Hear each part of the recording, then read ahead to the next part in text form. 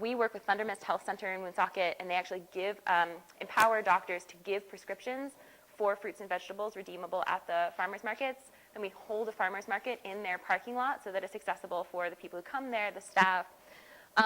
We target for this program, we target people who, families with childhood obesity where that's an issue, a looming issue in that specific family. And we have had a pretty good, since 2011, pretty good rates with this. Every family that we've worked with have significantly lowered their childhood obesity. Kids have, like, their BMI has gone down with every family we've worked with, which is a big deal. This is how that's measured. And one girl, like, reversed her diabetes. She was like 12 years old, which is a big deal. Again, I don't know how that works, but it's very exciting, and it goes into our program. Yeah, there's a lot of different benefits for that. Healthy servings for seniors, low-income elderly. This is a big issue because as your kind of body starts deteriorating, you need healthy food. And it's one of the things that's just really not available. Also, when you are a senior citizen, there's possible mobility issues, you know, depending on where you live. You might not be able to get to some of these places. So we do a lot of really kind of fun things that focus specifically with senior centers. We work with kids in the childhood obesity. We work with seniors in senior centers. We play veggie bingo. We do a lot of like cooking and tasting sessions. We do field trips to farmers markets. Just trying to really hit all people along the spectrum. Anyone that could possibly have an issue accessing food, we look at what we can do to serve that community. Does anyone have any questions so far? Okay. I don't know if that's a good sign or a bad sign. All right, so Market Mobile is what I specifically work with a lot of time. Cooperative delivery system designed around the needs of farmers, like I said earlier. So we developed our website to go just from information to actually kind of being the middleman through which farmers and restaurants, people who buy local food in large quantities, can get to. So we kind of provide that software, and we have 2 big warehouses in Pawtucket where farmers can drop off. If you're one of the 1,200 farmers in Rhode Island that's trying to sell your food, and you know, one of the 1 million restaurants, that's not an actual statistic, don't write that down, in Rhode Island, who's trying to sell local food, yeah, getting that, you know, you as a farmer can't physically grow your food, do everything you need to do, and drive around to all these different restaurants to drop things off.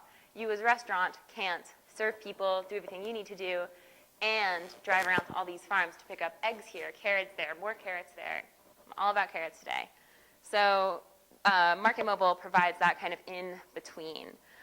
It is going really well from where they've started. We are planning to move $2.3 million worth of food this year. That's because our goal last year was like 1.8 million, and we surpassed it. We hit almost 2 million.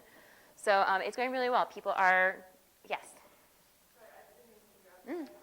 What percent cut does Market Mobile take? This is one of the things that I am still learning about how I talk about this, because we focus on being very, you know, beneficial for the farmers, but Market Mobile is different than having a farm stand or something where you sell to the consumer directly, because you're going through us as an organization. Like I said, we're a middleman, and so I think Market Mobile takes an 18% administrative cut of things. Right, so right, because when it says cooperative delivery system, that doesn't exactly mean that the farmers are taking turns Nope. cooperating and doing this. Nope, so we organize all of that. We have trucks, we have drivers, we have the cooler.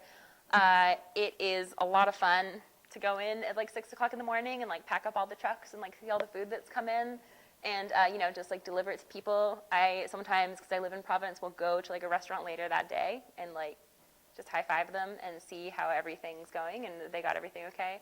So we do a lot of that, and for that we take that 18%. It's typical for a farmer to be out marketing at the same time. Yeah, and this is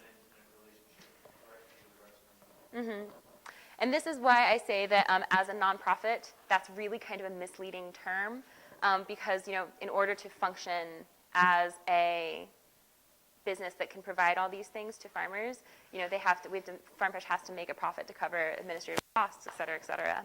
So that's something to know when you're dealing with food hubs, is that they are beneficial, I hope, on both ends to farmers and to eaters, but there's also, you know, they are that middleman. Does that answer your question? Yeah, cool. Okay. Oh, there's no pictures on that. Wonder what it says. Okay, so 2010, Harvest Kitchen. Like I said, I actually don't know if I said this earlier, we are a big experiment. Farm Fresh does a ton of different things. It is a little hard to keep track of, but it's because, we just want to see how all of these different things work. So Harvest Kitchen is based in Pawtucket.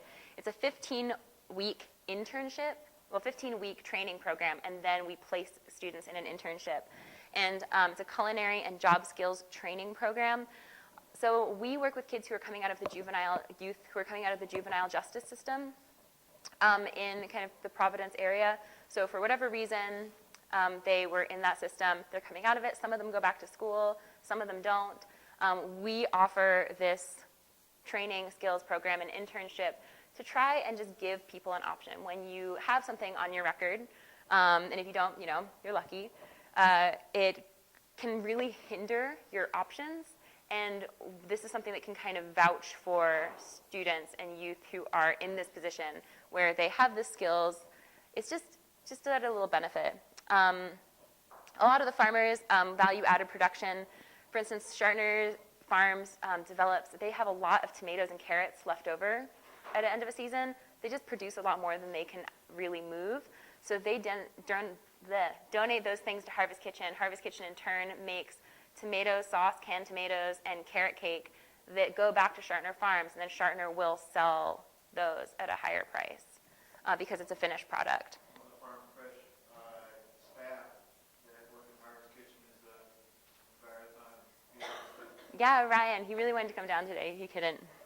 He'd have a lot more to tell you about this.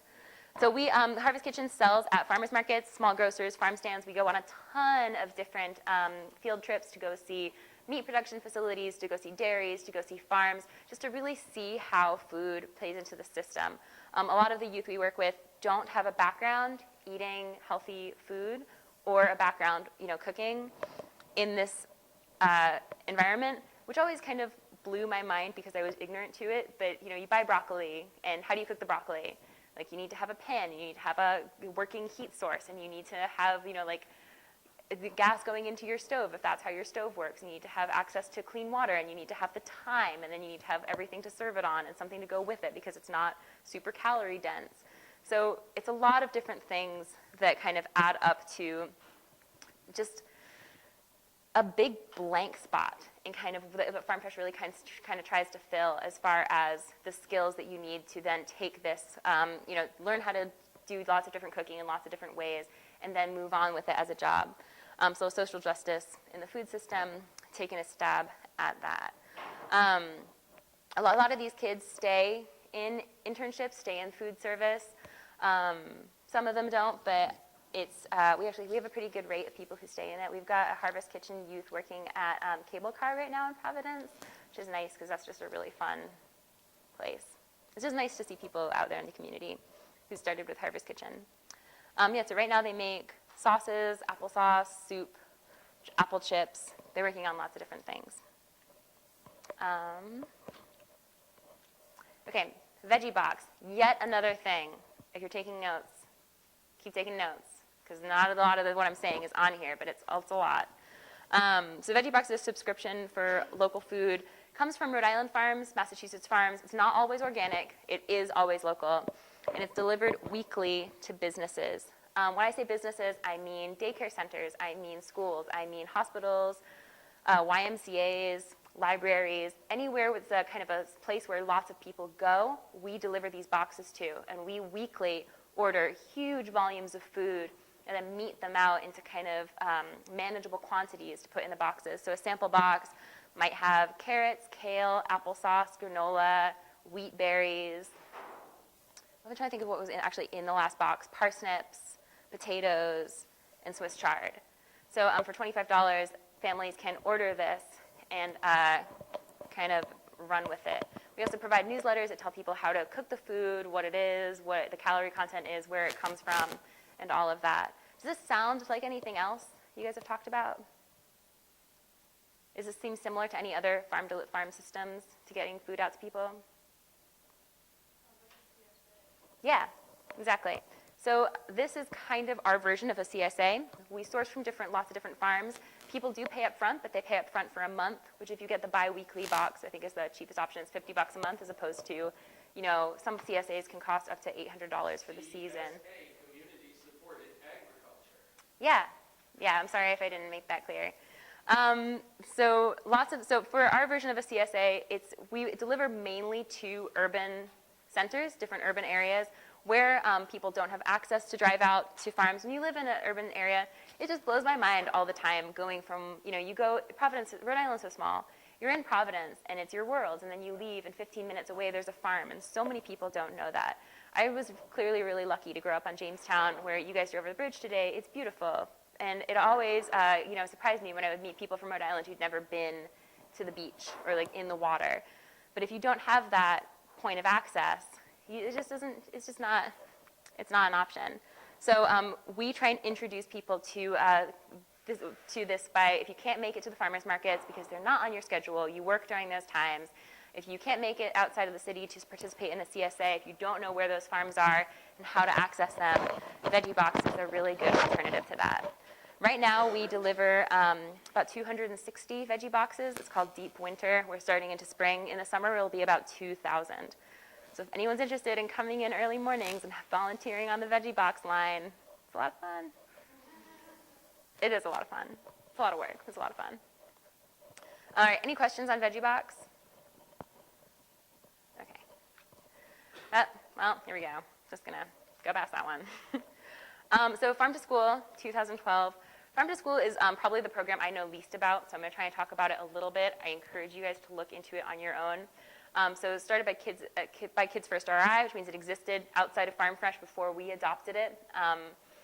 36 school districts in Rhode Island, all of them purchase local food in some capacity. This means they either supplement their cafeteria food with dairy, local veggies, meat, something.